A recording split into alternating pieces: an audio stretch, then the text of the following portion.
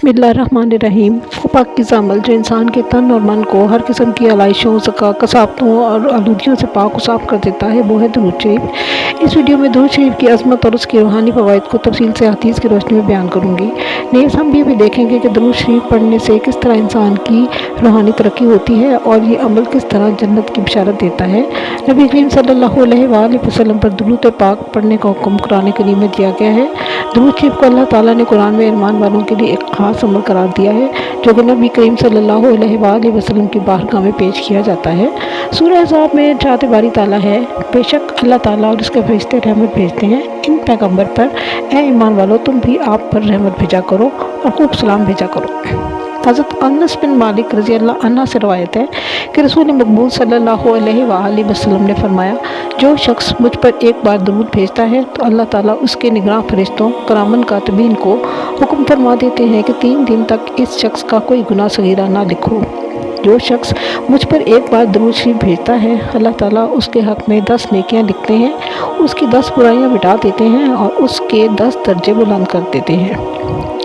एक और जगह पर आप सल्लल्लाहु अलैहि वसल्लम ने फरमाया कि एक दिन हज़रत जिब्राइल मेरे पास आए और बोले कि ए हज़रत मोहम्मद सल्लल्लाहु अलैहि वसल्लम, मैं आपके पास एक ऐसा मज़दा लेकर आया हूँ जो आपसे पहले किसी के पास भी नहीं लाया हूँ। वो ये है कि अल्लाह ताला फरमाते हैं कि आपकी उम्मत में से जो शख्स आप पर 3 बार दुरूद पड़ेगा तो अगर वो खड़ा होगा तो बैठने से पहले उसकी मग़फ़िरत हो जाएगी। इस वक्त आप ये सुनकर अल्लाह का शुक्र अदा करते हुए सजदे में गिर गए। फिर फरमाया, जो शख्स सुबह के वक्त मुझ पर 10 बार दुरूद भेजेगा तो उसके 40 साल के सगीरा गुनाह मिटा दिए जाएंगे। जो शख्स जुमा के शब में या जुमा के दिन मुझ पर 100 बार दुरूद भेजता है तो अल्लाह ताला उसके 80 साल के गुनाह सगीरा माफ़ फरमा देंगे। फरमाया, जो शख्स जुमा के शब में या जुमा के दिन मुझ पर 100 बार दुरूद भेजता है तो अल्लाह ताला उसकी 100 ज़रूरतें पूरी फरमाता है और उसके लिए एक फ़रिश्ता मुकर्रर फरमा देता है कि वो जिस वक्त कब्र में दफन किया जाए तो वो फ़रिश्ता उस शख्स को जन्नत की खुशखबरी सुना दे, जिस तरह तुम लोग अपने किसी बाहर से आने वाले भाई के लिए तोहफ़ा लेकर जाते हो।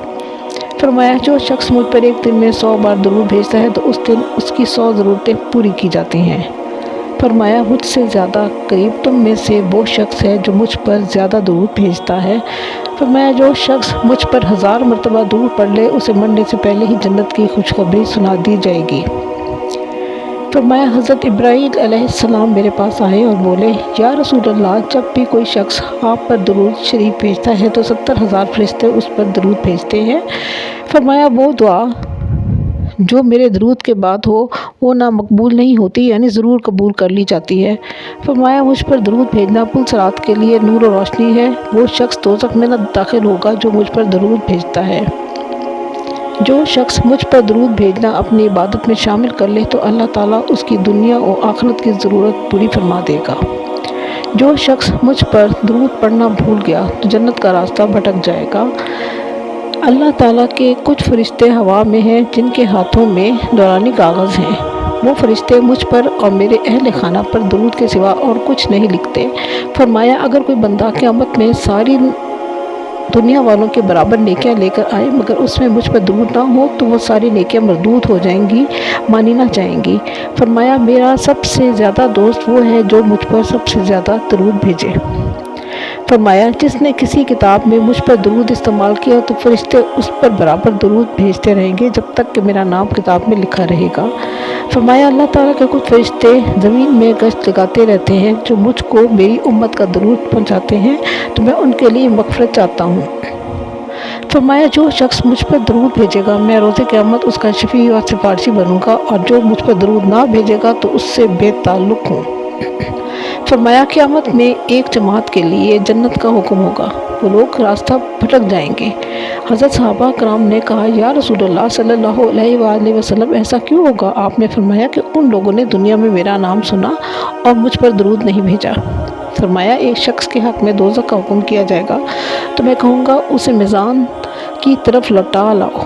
तब मैं एक चीज़ जो बहुत छोटी चूंटी जैसी मेरे पास होगी उसके लिए तराजू में रखूँगा और वो चीज़ मुझ पर दुरूद होगी। फिर तो उसकी तराजू झुक जाएगी और ऐलान कर दिया जाएगा कि फ़लाँ शख्स खुशकिस्मत हो गया। जिस महफिल में भी लोग जब कभी इकट्ठे हों और मुझ पर दुरूद पढ़े बगैर मुंतशिर हो गए हों तो ये लोग ان لوگوں کی طرح ہیں جو کسی میت کے پاس سے متفرق ہو گئے ہوں اور اسے غسل نہ دیا گیا ہو۔ جس طرح میت کے غسل ضروری ہے، اسی طرح ہر محفل میں درود پڑھنا بھی ضروری ہے، ورنہ وہ محفل اس میت کی مانند ہوگی جسے غسل نہ دیا گیا ہو۔ فرمایا اللہ تعالیٰ نے میری قبر پر ایک فرشتہ مقرر کر دیا ہے اور اسے تمام مخلوق کے نام دے دیے ہیں، تو اب قیامت تک جب بھی کوئی شخص مجھ پر درود بھیجے گا تو وہ مجھے اس کے نام کے ساتھ پہنچائے گا، اور وہ کہے گا کہ یا رسول اللہ صلی اللہ علیہ وآلہ وسلم، فلانی کے بیٹے فلاں شخص نے آپ پر درود بھیجا ہے۔ نبی کریم صلی اللہ علیہ وآلہ وسلم نے فرمایا، مجھ پر درود بھیجنا گناہ کو اتنا زیادہ مٹاتا ہے کہ تختی کی روشنائی کو پانی بھی اتنا نہیں مٹاتا۔ اللہ نے حضرت موسیٰ علیہ السلام کو وحی بھیجی کہ اگر تم چاہتے ہو کہ میں تم میں سے اس سے بھی زیادہ قریب ہو جاؤں جتنا کلام زبان سے اور روح بدن سے قریب ہے، تو پھر تم نبی امی صلی اللہ علیہ وآلہ وسلم پر کثرت سے ضرور بھیجا کرو۔ فرمایا، ایک فرشتے کو اللہ تعالیٰ نے ایک شہر کو جڑ سے کھیڑ پھینکنے کا حکم دیا، جس پر اللہ تعالیٰ کو غضب آ گیا تھا، مگر اس فرشتے کو کچھ رحم آ گیا، اس نے تعمیل حکم میں جلدی نہیں کی تو اللہ تعالیٰ کو اس فرشتے پر بھی غصہ آ گیا اور اس کے بازو توڑ دیے۔ حضرت جبرائیل علیہ السلام اس کے پاس سے گزرے تو اس نے اپنی تکلیف بیان کی۔ جبرائیل نے اللہ تعالیٰ سے اس کے متعلق سوال کیا تو اللہ تعالیٰ نے حکم فرمایا کہ نبی کریم صلی اللہ علیہ وآلہ وسلم پر درود بھیجے، چنانچہ اس فرشتے نے درود بھیجا تو اللہ تعالیٰ نے اس کا قصور معاف فرما دیا۔ حضرت نبی کریم صلی اللہ علیہ وآلہ وسلم پر درود بھیجنے کی برکت سے اس کے بازو سے واپس کر دیے۔ فرمایا، جس شخص نے رسول مقبول صلی اللہ علیہ وآلہ وسلم پر 10 بار درود پڑھا اور 2 رکعت نماز پڑھی اور اللہ تعالیٰ سے دعا کی تو اس کی نماز قبول کر لی جائے گی اور اس کی ضرورت پوری کی جائے گی اور اس کی دعا رد نہ کی جائے گی۔ آپ نے فرمایا، مجھ پر درود بھیجو اور دعا میں خوب کوشش کرو اور یوں کہو، اللہم صلی علی محمد و علی آل محمد۔ مطلب یہ ہے کہ درود شریف میں آپ کے نام نامی کے ساتھ آل و اصحاب کو بھی شامل کر لیا جائے۔ فرمایا، مجھ پر درود بھیجتے رہا کرو، کیونکہ تمہارا مجھ پر درود بھیجنا تمہارے حق میں زکوٰۃ ہے، اس سے تمہارے ایمان و اسلام کی صفائی ہوتی رہے گی، اور میرے لیے اللہ تعالیٰ سے وسیلہ کا سوال کرتے رہا کرو جس کا اللہ تعالیٰ نے وعدہ فرما رکھا ہے۔ فرمایا، اس شخص کی نماز نہیں مکمل جس نے اپنے نبی کریم صلی اللہ علیہ وآلہ وسلم پہ درود نہ بھیجا ہو۔